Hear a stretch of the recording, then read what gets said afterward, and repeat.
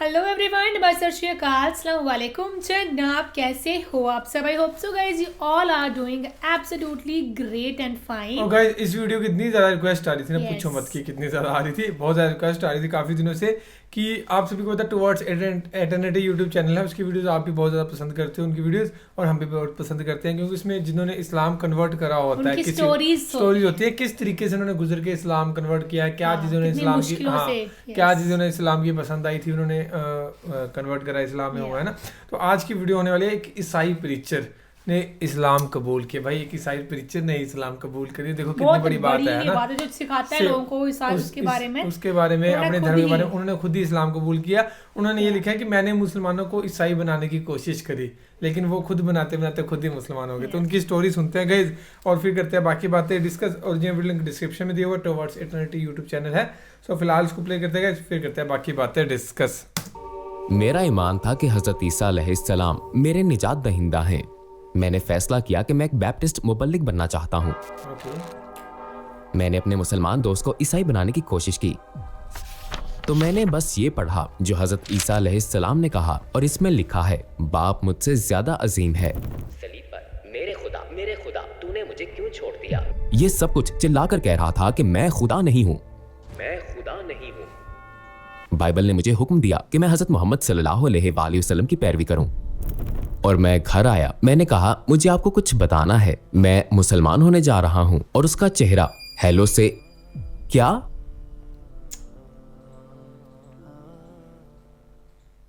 अस्सलाम वालेकुम भाई खलील मीक, हमारी दावत कबूल करने के लिए आपका शुक्रिया। टुवर्ड्स इटर्निटी की तरफ से हम आपका यहाँ खैर मुकदम करते हैं। मैं शुरू करना चाहता हूँ कि खलील मीक कौन है और क्या आप हमें अपने बारे में थोड़ा बता सकते हैं? मेरा नाम खलील मीक है। मैं दलास टेक्सास से हूँ। मैं एक ईसाई खानदान में पला बड़ा हूँ और मैं बैप्टिस्ट मुबल्लिग बनना चाहता था। तकाबली मज़ाहिब का मुताला करते हुए मैंने 1979 में इस्लाम को कबूल किया, यानी 34 साल पहले मैं एक फ़ख्रमंद मुसलमान हो गया। मैं मुस्लिम लीगल फंड ऑफ अमेरिका का बानी भी हूँ। ये एक कौमी खैराती इदारा है जो अमेरिका में मुसलमानों की इमिग्रेशन, सिविल और क्रिमिनल केसेस में मदद करती है।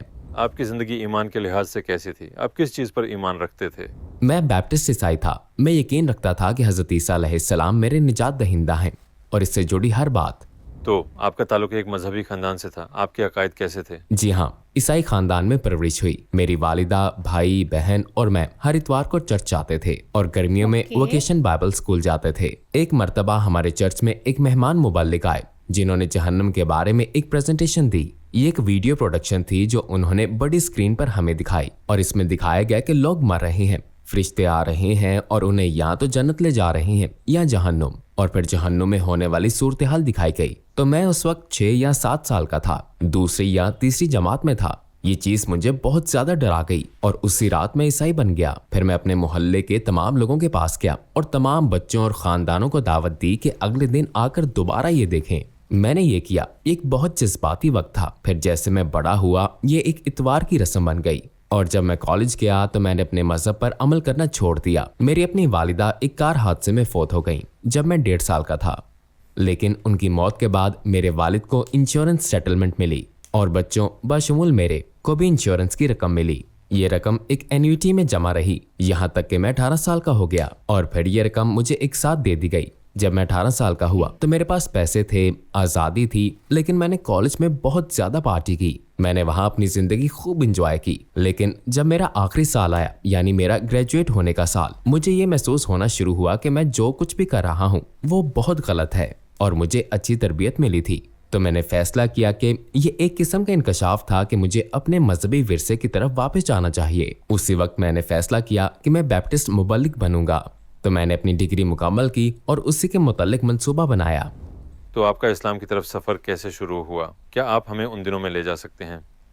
मेरा इस्लाम की तरफ सफ़र उस वक्त शुरू हुआ जब मैं कॉलेज के आखिरी साल में था और मैंने फैसला किया कि मुझे बैप्टिस्ट मुबल्लिग बनना है। मैंने ये फैसला किया कि मैं कॉलेज नहीं छोड़ूंगा और सेमिनरी नहीं जाऊंगा जब तक अपनी डिग्री ना मुकम्मल कर लूं। तो मुझे 1 साल मुकम्मल करना था और अपने जोश जज्बे की वजह से मैंने अपने तमाम दोस्तों, साथियों, हर एक शख्स के साथ मजहबी गुफ्तगू करना शुरू कर दिया ताकि मैं ये सोच सकूं कि मैं लोगों को कैसे जहन्नम से बचा सकता हूँ। ठीक, मेरा मिशन यही था कि उन्हें ईसाईयत की तरफ लाया जाए। तो मैंने ये सोचा कि मैं दूसरे मज़ाहिब के साथ कैसे राब्ता बनाऊं और उनको ईसाईयत कबूल करने पर कायल कर सकूं। तो यही मेरा मशगला बन गया।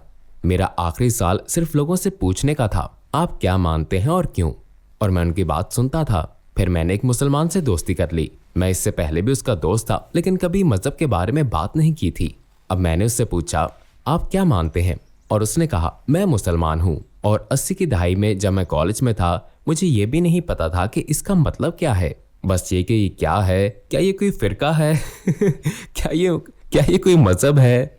ये वही था जो मैं सोच रहा था। उसने कहा मैं मुसलमान हूँ और फिर उसने मुझे अपने अकायद के बारे में बताना शुरू किया। और कुछ मिनट के बाद मैं अभी भी सुन रहा था लेकिन मेरे दिमाग में ये ख्याल आ रहा था, तुम तो एक उलझे हुए ईसाई की तरह लगते हो। मुझे नहीं मालूम ये इस्लाम या मुसलमान क्या है लेकिन तुम बहुत करीब हो। तुमने तकरीबन इसे समझ लिया है, तुम बहुत करीब हो।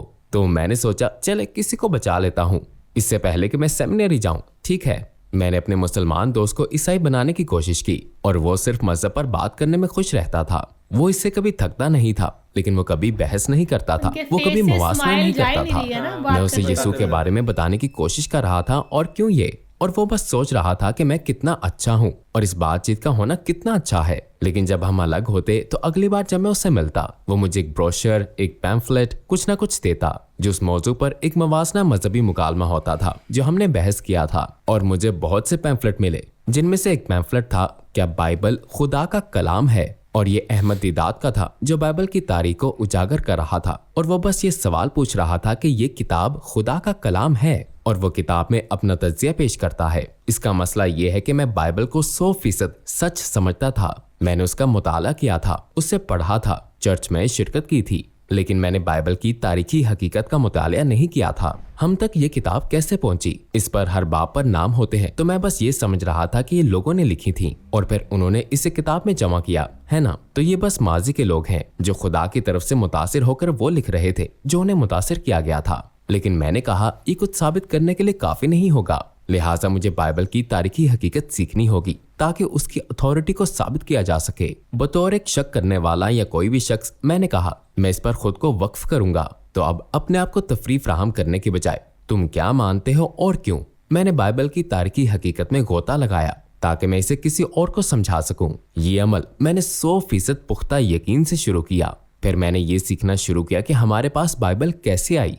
जब आप ये देखना शुरू करते हैं कि हमें ये कैसे पता चलता है कि ये वही है जो मूसा ने कहा, ईसा ने कहा, नबी ने कहा, तो जब आप नुस्खों या तारीखी दस्तावेजात को देखते हैं तो मुझे हैरत हुई कि नए अहदनामे में कोई असल नुस्खा अरामी जबान में नहीं है जो कि फलस्तीन की जबान है। हज़रत ईसा अलैहिस्सलाम के ज़माने में हमारे पास इब्रानी में कोई दस्तावेजात नहीं है, जबकि वो यहूदी थे और यहूदियों ने अपना मजहबी मतन वगैरह पहले ही इब्रानी में महफूज रखा था। तो हमारे पास इब्रानी में कुछ नहीं है, अरामी में कुछ नहीं है। हमारे पास जो दस्तावेजात हैं वो यूनानी में हैं और बाद में लतीनी में हैं। और हमारे पास उन किताबों के 10,000 नुस्खे हैं, मत्ती, मुरकुस, लूका और यूहन्ना, लेकिन कोई भी 2 नुस्खे एक जैसे नहीं है। ये ऐसी चीज है जिस पर आप यकीन कर सकते हैं और वजाहत कर सकते हैं, लेकिन मेरी राय में कोई मजबूत सबूत नहीं था। कुछ लोग कर सकते हैं, ताहम आप सीखते हैं जब आप मजीद मुताला करते हैं कि और भी किताबें उतनी ही पुरानी थी, उतनी ही ज़ाहिरी तौर पर मुस्तनद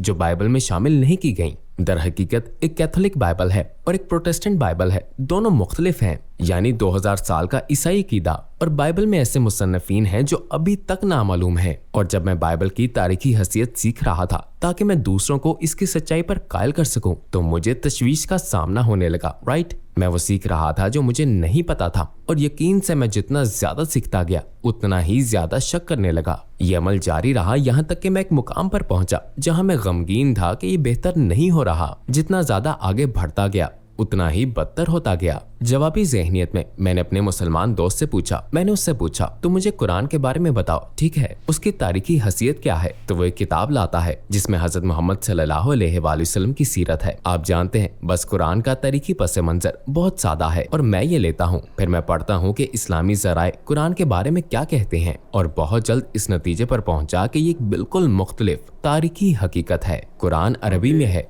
ये नबी की ज़बान है, ये नबी के ज़माने तक तारीख के मुताबिक है, ये नबी के वक्त से लिखा और याद किया गया है, तब से ये महफूज है, लिहाजा इसकी तारीखी हकीकत बहुत सादा है ना। इसका एक एक लफ्ज सिर्फ सच नहीं बनाता मगर ये इसे मुस्तनद भी बनाता है। तो क्योंकि दोनों किताबें इतनी मुख्तलिफ थीं और कुरान में वो मसाइल नहीं थे जैसा कि मैं ये कहूँगा कि बाइबल में थे, मैं और भी ज्यादा गुस्से में आ गया।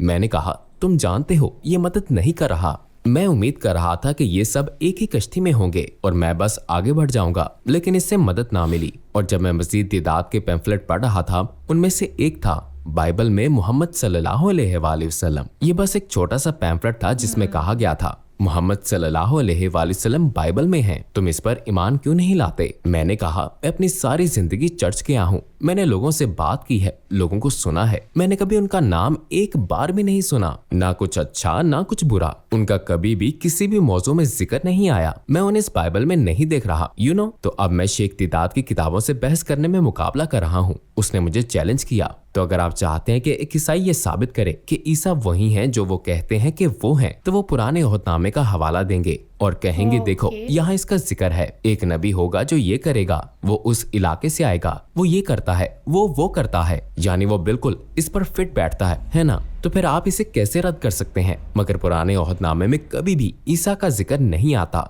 वहाँ ईसा का नाम नहीं आया। और जब भी मैंने दोनों का मवासना किया मैंने खुद को दिदात की वजाहत के हक में पाया, ना कि ईसाई वजाहत के। मेरे ख्याल में ये नतीजा अखज़ करना बहुत वाज़े और हतमी हो जाता है कि बाइबल पैदाइश से लेकर मकाशफा तक उस नबी के बारे में बात करती है। ये जिक्र करती है कि एक नबी आएगा, वो कहाँ से आएगा, उसने क्या किया, कैसे किया और जो कुछ भी मुतल्लिका है, और नबी की जिंदगी बाइबल में है। तो मुझे ये बहुत परेशान कुन लगा। लेकिन दूसरी बात यह है कि शायद मैं वो कंफ्यूज मुसलमान हूँ। मेरे पास अब शायद बाइबल में 50 से 100 आयात हैं जो बहुत वाज़े हैं। ये लाजमी तौर पर नबी मोहम्मद होने चाहिए। HMD इब्रानी में जो कि अरबी के मुशाबा होगा, ये अहमद होगा, तमाम कौमों का अहमद आएगा और वो ये करेगा, यू नो, उसका घर पहले से बड़ा होगा जो बैतुल मुकद्दस से मक्का की तरफ मुंतकली है। ये तस्निया 32:1 से 3 में कहता है, खुदा सीना से आया, सियर से चमका जो कि फलस्तीन है, और पहाड़े फरान से चमका। ठीक है, तो अगर खुदा सीना से आया ये हजरत मूसा का बराए रास्ता हवाला है। अगर वो सियर से चमका, हजरत ईसा की तबलीग फलस्तीन में 3 साल रही। ये वाज़ेह है कि इसका इशारा किसकी तरफ है? जो पहाड़े फरान से चमका। ठीक है, और वो 10,000 मुकद्दसीन के साथ आया अपने हाथ में चमकता हुआ कानून लेकर। वो कौन हो सकता है? अच्छा, फरान कहाँ है? और लोग इस पर हमेशा बहस करते हैं, लेकिन ये बाइबल में बिल्कुल वाज़ेह है। ये कहता है कि जब इब्राहिम अलैहिस्सलाम हाजरा को और उनके बेटे इस्माइल को ले गए और उन्हें फरान के बियाबान में छोड़ दिया और वो तीर अंदाज बन गया, और फिर तो फरान कहाँ है? मक्का। नबी कहाँ से आए? फरान। क्या वो 10,000 मुकद्दसीन के साथ आए और चमकते कानून के साथ? जी हाँ। कुरान कहता है कि वो मोहम्मद सल्लल्लाहु अलैहि वसल्लम को उनसे बेहतर जानते थे, या ये कि वो मोहम्मद सल्लल्लाहु अलैहि वसल्लम को अपने बेटे से ज्यादा आसानी से पहचान लें। ये इसलिए है कि जो वही नाजिल हुई वो इतनी वाज़े, इतनी जामे, इतनी कामिल थी कि इनकार करने के लिए जाहिल होना जरूरी है। फिर मसला ये बन गया कि फिर भी हजरत ईसा ईसाईयत में इंतहाई अहम है, वही मजहब है, यानी मजहब उनके बारे में है और उनके जरिए ही चलता है। तो एक ईसाई के तौर पर आप सोचते हैं मैं हजरत ईसा को छोड़कर कुछ और कैसे कर सकता हूँ? ये समझ ही नहीं आता। आप ये नहीं कर सकते। फिर मुझे मालूम हुआ, अच्छा, दिदात की एक और किताब थी, हजरत ईसा एक मुसलमान नबी। मैंने कहा नहीं, वो ईसाई हैं। लेकिन जब आप मुसलमानों का नुक्ते नजर समझते हैं तो वो कहते हैं कि जो कुछ उन्होंने किया हम इससे मुत्तफिक हैं। आप जानते हैं, ये उनकी जिंदगी, उनके मौत से, उनकी पैदाइश, उनकी सब कुछ ठीक है, लेकिन हम उन्हें खुदा नहीं समझते। तो क्या वो खुदा हैं या नहीं है?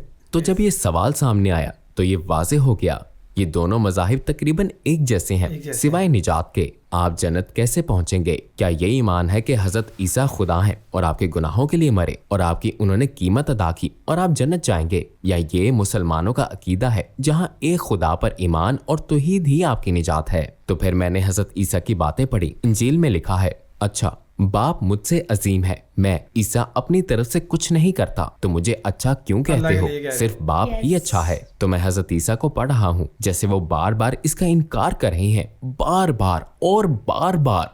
वो ऐसा क्यों कर रहे हैं? ठीक है, ये क्यों हो रहा है? अब अपोलोजेटिक्स ये हैं कि ये खुद को जाहिर करने का वक्त नहीं था, लेकिन जाहिर है उन्हें बार बार पूछा गया, तुम कौन हो, तुम यहाँ क्यों आए हो? और उन्होंने जवाब दिया, नबी, और इसका उनके खुदा होने से कोई ताल्लुक नहीं था। मेरा बाप जिसे तुम जानते हो, उसने हमें दुआ सिखाई, हमारा बाप जो आसमान पर है, या फिर सलीब पर ये अल्फाज, मेरे खुदा मुझे क्यों छोड़ दिया? ये सब कुछ बस ये चीख रहा था, मैं खुदा नहीं हूँ, है ना? और बगैर किसी थियोलॉजिकल उज़र के ये सीधा था, नहीं मैं नहीं हूं। तो फिर मैं सोच रहा था ठीक है, आखिरकार मुझे कायल किया गया कि बाइबल ने मुझे हजरत मोहम्मद सल्लल्लाहु अलैहि वसल्लम की पैरवी करने का हुक्म दिया है। तो मैं एक मस्जिद में गया, डेंटन में, जहां मैं स्कूल जा रहा था, और मैं वहां गया। अब मैं अंदर से ये सारी कैफियत महसूस कर रहा था। मेरे सिवा कोई नहीं जानता था कि मेरे दिमाग में क्या हो रहा है, लेकिन मैंने फैसला किया कि मुझे मुसलमान बनना है। मैंने अपने दोस्त के पास भी जाकर उससे नहीं बताया, मैं सीधा मस्जिद चला गया। मैंने डेंटन में एक मस्जिद तलाश की और दरवाजा खोलने की कोशिश की, वो बंद था। आपने कलमा कैसे पढ़ा? तो हाँ, मैं मस्जिद में हूँ, वो बंद है। तो मैं बस सड़क के किनारे बैठ गया सोचते हुए, मैं क्या करूंगा? क्या मैं किसी के आने का इंतजार करूं या चला जाऊं? मैं बस इस बारे में सोच रहा था। मुझे वहां 5 या 10 मिनट से ज्यादा नहीं हुए, ज्यादा से ज्यादा एक गाड़ी आकर रुकी, ठीक है। तो मैंने कहा, ओ अच्छा, कोई आ गया है। वो अपनी गाड़ी से बाहर निकलता है और आकर कहता है, क्या मैं आपकी मदद कर सकता हूँ? मैंने कहा, हाँ, मैं यहाँ आया हूँ, मैं मुसलमान बनना चाहता हूँ। और उसने दरवाजा खोला और नमाज का वक्त हो चुका था, तो उसने मुझे अंदर बुलाया। वो बहुत खुश थे और कह रहे थे, क्या आप ये और ये जानते हैं? और मैंने कहा, मुझे नहीं मालूम इस्लाम के अरकान, ईमान के असूल। मैं बस ये जानता हूँ कि जो मैं समझता हूँ इन दोनों मज़ाहिब के बारे में, वो ये है कि ये एक जैसे हैं सिवाय निजात के, या ट्रिनिटी या तौहीद। मैं इस बात पर कायल हूँ कि तौहीद सही है, तो मैं यहाँ हूँ, मैं मुसलमान बनना चाहता हूँ। कलमा पढ़ने के बाद उन्होंने मुझे किताब देकर भेजा जिसका नाम था हलाल और हराम उसका अंग्रेजी वर्जन। तो ये एक दिलचस्प कहानी है। मेरी बीवी, जो अब 34 साल से मेरी बीवी है, जो कॉलेज में थी, और हम शादीशुदा नहीं थे। हम शादी करने का इंतजार कर रहे थे जब तक मैं ग्रेजुएट ना हो जाऊं, लेकिन हम 3 साल से डेटिंग कर रहे थे। हम मंगेतर थे, हमारी शादी का मंसूबा था। मैं ये सारी ज़हनी तहकीक कर रहा था। वो सोच रही थी कि मैं एक बैप्टिस्ट पादरी बनने वाला हूँ। मैंने फैसला किया कि मुझे मुसलमान बनना है ना? लेकिन मैं लोगों से बात नहीं कर रहा था, मैं बस ये सब अंदर ही अंदर कर रहा था। तो जब मैं मस्जिद पहुंचा और मैंने शहादत ली और घर वापस आया, मैंने कहा, मैं तुम्हें कुछ बताना चाहता हूँ। वो कहती हैं, क्या? मैं मुसलमान बनूंगा। जानती हो, मैंने शहादत ली, मैं मुसलमान बन गया हूँ। और उसका चेहरा, उसने मेरी तरफ देखा, यानी हाय से, क्या तुमने क्या किया? मैंने कहा, मैं मुसलमान बन गया। वो कहती हैं, तुमने ये क्यों किया? और वो चिल्लाने लगी और परेशान हो गई। वो कहती है, मुझे नहीं मालूम ये कहाँ से आया, मैं ये नहीं करूंगी। और वो बस एक फहरिस्त बनाने लगी कि वो क्या नहीं करेगी। मैंने कहा, पुरसुकून रहो, बस मेरे लिए खुश हो जाओ, मुझे परवाह नहीं है कि तुम क्या करती हो, ठीक है, ये मेरे लिए है। तो वो पुरसुकून हो गई। मेरे पास वो किताब थी, हलाल और हराम, ठीक है। तो मैं पढ़ रहा था और बहुत जल्द ये सीखा कि मुसलमान सूद में नहीं पढ़ते। मेरे पास फाइनेंस में डिग्री थी, मैं सूद की शरों में महारत रखता था, पैसे से पैसा कैसे कमाया जाए। और अब मैं बैप्टिस्ट वजीर नहीं बनूंगा तो मैंने कहा, ठीक है, अब मैं क्या करूंगा? तो मैं जो भी काम मिले तलाश करने लगा और मुझे एक ट्रकिंग सेल्स रेप के तौर पर मुलाजमत मिल गई। तो कारोबारों को फोन पर कॉल करके कहना कि हमारे ट्रक लाइंस का इस्तेमाल करें ताकि आपकी मसनूआत बेच सकें, ठीक है। और ये शुरू किया बस आमदनी हासिल करने के लिए। मैंने हलाल और हराम में थोड़ी सी पढ़ाई की और इसमें लिखा था, मुसलमान सुअर का गोश्त नहीं खाते। मैंने कहा, हाँ, ईसाइयों का नजरिया ये था कि सुअर का गोश्त बुरा है। हजरत ईसा का इंतकाल हुआ, सब कुछ साफ हो गया, तो अब तुम इसे खा सकते हो। तो मैंने बचपन में सुअर का गोश्त खाया, लेकिन मुसलमान अब भी सुअर का गोश्त नहीं खाते। तो मैं अपनी बीवी के पास गया, मैंने कहा, सुनो, मैंने कुछ सीखा है। वो कहती है, क्या? मैंने कहा, मुसलमान सुअर का गोश्त नहीं खाते, तो जब तुम खाना बना रही हो या कुछ भी तो मुझे मत देना, बस इसे बाहर रख देना। वो कहती है, तुमने क्या कर लिया है? यानी वो मुझे उदास नजरों से देख रही थी और थोड़ी सी परेशान हो गई। फिर जैसे वो समझ रही हो कि मैंने वाकई एक फिरके में शमूलियत इख्तियार कर ली है, और वो कहती है मैं ये नहीं करने वाली, और फिर वो सब कुछ कहने लगती है जो वो नहीं करेगी। मैंने कहा फिक्र ना करो, तुम जो चाहो करो, सिर्फ मुझे खुश रहने दो। मैंने चंद सफ़ात और पढ़े और इसमें लिखा था कि मुसलमान मर्द सोना नहीं पहनते। अब मैंने पहले ही एक सोने की शादी की अंगूठी मुंतखब कर रखी थी। मैंने उससे कहा क्या हम इस अंगूठी को चांदी में बदल सकते हैं। उसने अपनी मंगनी की अंगूठी उतारी और कमरे के दूसरे कोने में फेंक दी और कहा मैं ये नहीं करने वाली, और वो परेशान हो गई। फिर वो सुकून से बैठ गई और फिर मैं कभी नहीं, और मैंने कहा ठीक है। लेकिन वो लंबी कहानी मुख्तसर ये है कि हम आखिरकार मैंने उसे राजी किया कि वो मेरे साथ एक मस्जिद जाए और इस्लामी तौर पर शादी करे, और बाद में चर्च किया और वो सारी शादी मुकम्मल की जैसा कि हमने पहले से मंसूबा बनाया था। तो 2 शादियां हुई, लेकिन वो सिर्फ मुझे बर्दाश्त कर रही थी। वो मुझे वाकई पसंद करती थी, लेकिन वो समझती थी कि जो कुछ मैं कर रहा था वो अजीब था। और मैंने ओमाहा में मुस्लिम कम्युनिटी से मुलाकात की और उन्होंने मुझे मदऊ किया। उन्होंने मुझे रॉक स्टार की तरह इज्जत दी, जैसे अरे तुम सफेद हो, तुम मुस्लिम हो, हम तुमसे प्यार करते हैं, तुम जानते हो। मुझे खुशी हुई कि मुझे मस्जिद में एक लाइब्रेरी मिली जिसमें तकाबले अध्ययन पर किताबें थीं, या दावत व तबलीग की वीडियोस, या ईसाइयों के साथ मुसलमानों के मुबाहसे, यानी बहुत सारी चीजें जो बहुत अच्छी थीं। तो मैंने उनको उधार लेकर घर ले जाना शुरू किया और पढ़ना शुरू किया, और फिर अपनी बीवी को बताने लगा देखो मैंने क्या सीखा। और वो सुनती थी कुछ वक्त के लिए, फिर 5 से 10 मिनट बाद वो कहती बस इतना ही, मुझे और नहीं सुनना, बस मुझे अकेला छोड़ दो। मगर एक दिन मैं घर आया और ये कई महीनों के बाद था, जब मैं पढ़ रहा था, वीडियोस देख रहा था और कुछ कर रहा था। मैं बहुत पुरजोश था, मैं मुसलमान हूँ, मैं ये कर रहा हूँ, और वो मुझ में कुछ तब्दीलियां देखती है। ठीक है, ये तब्दीलियां उसके लिए खौफनाक नहीं थी, वो बस मुशाहिदा कर रही थी। तो वो कहती है मैं दूसरे मुसलमानों से मिलना चाहती हूँ। मैं कहता हूँ ओह क्या मैं तुम्हारे लिए काफी नहीं हूँ, ठीक है।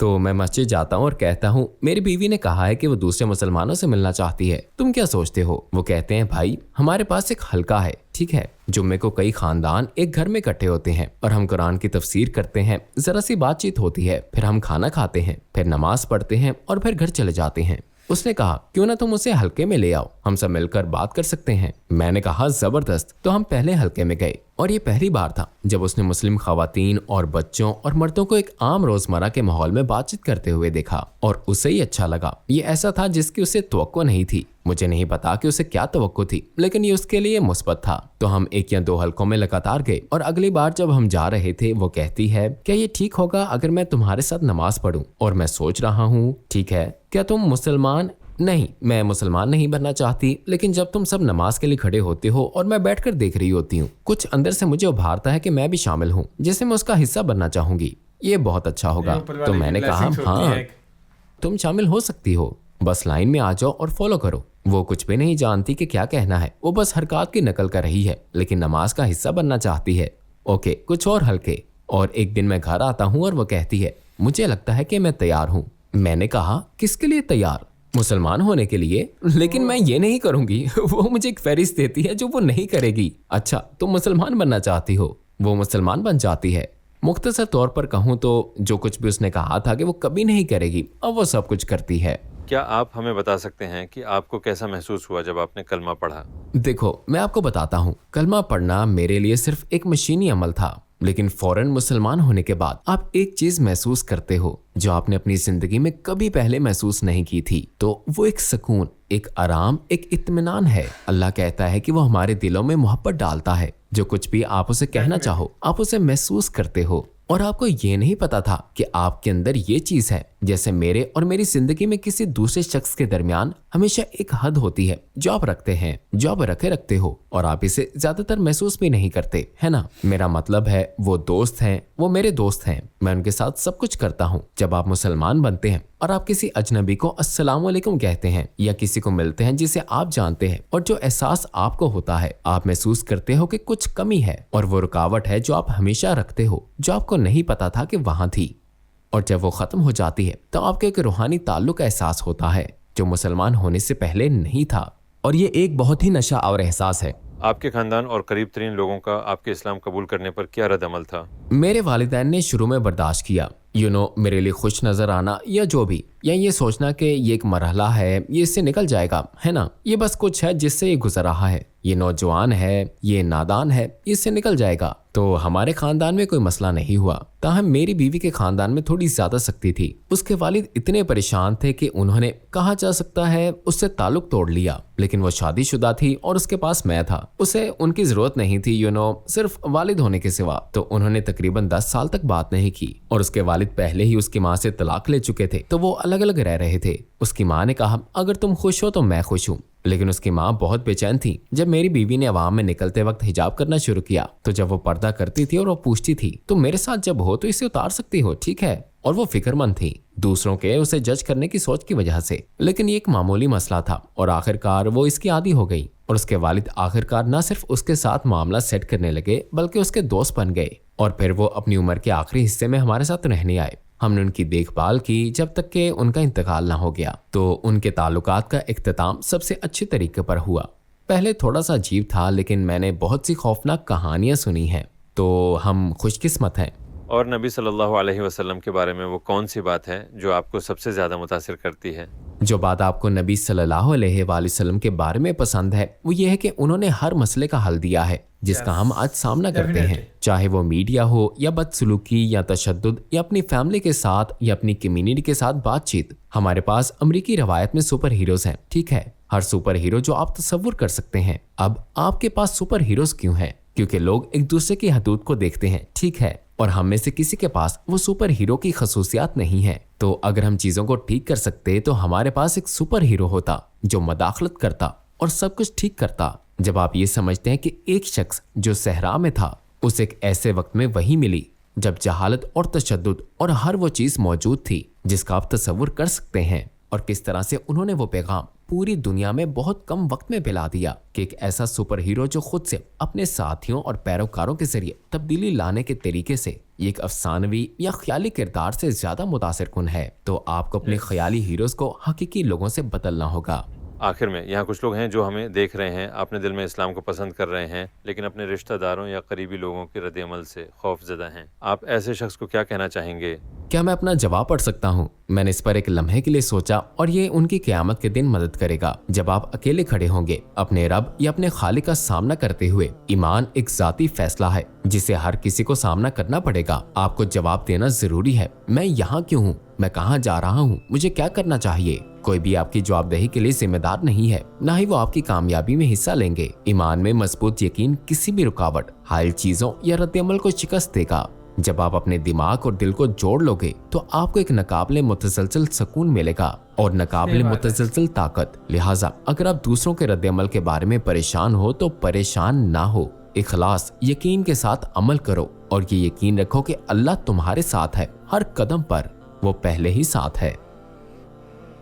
सो गाइस ये थी वीडियो। यस, और अगेन ये एक बहुत ही इंटरेस्टिंग और हाँ, मोटिवेशनल और इमोशनल स्टोरी का सकते आपने हैं, ये है ना? चीजें भी नोटिस करी होंगी, बहुत बंदे आते हैं यहाँ पे जो खुशी के साथ अपनी स्टोरी बताते हैं। इनके जैसा चेहरे कि से हाँ, स्माइल इनके जाती चेहरे ही से नहीं स्माइल ही है। नहीं जा रही थी और इतने अपने पूरे दिल से पूरे खुल के बातें बताई हैं अपने बारे में Yeah. कि ऐसे थी मेरी बीवी के ये रिएक्शन थे। Especially, हाँ, वो- अपनी फैमिली का बीवी का रिएक्शन पहले बताया से कहा उन्होंने। मैं कुछ नहीं करूंगी बट एट द एंड सब कुछ उसने कर लिया। सब कुछ कर ही लिया भाई, है ना। अब पता है आप जैसे साथ में बंदा रहता है तो ऑब्वियसली बात है वो देखता है चीजें, और इस्लाम के बारे में जब चीजें जानने लगता है ना बंदा, कितना डिसेंट सा, कितना मतलब कि ईमान और प्यार भरा था मजहब है ना, तो बंदे सोचते हैं कि नहीं यार ये चीजें गलत हैं और ये रियल लाइफ में भी गलत है, और इस्लाम में ये पहले की चीजें बताई गई हैं कि ये चीजें गलत है ना, तो फिर बंदा थोड़ा बहुत अट्रैक्टिव हो ही जाता है ना। आपको कैसी लगी ये स्टोरी? हाँ जरूर कमेंट करके बताना, और अगर आप चाहते हो हम ऐसी और स्टोरीज पे रिएक्शन करें टुवर्ड्स एटर्निटी यूट्यूब चैनल की, तो वो भी जरूर बताना गाइस। बाकी thank you so much for watching the video. मिलते हैं नेक्स्ट वीडियो में।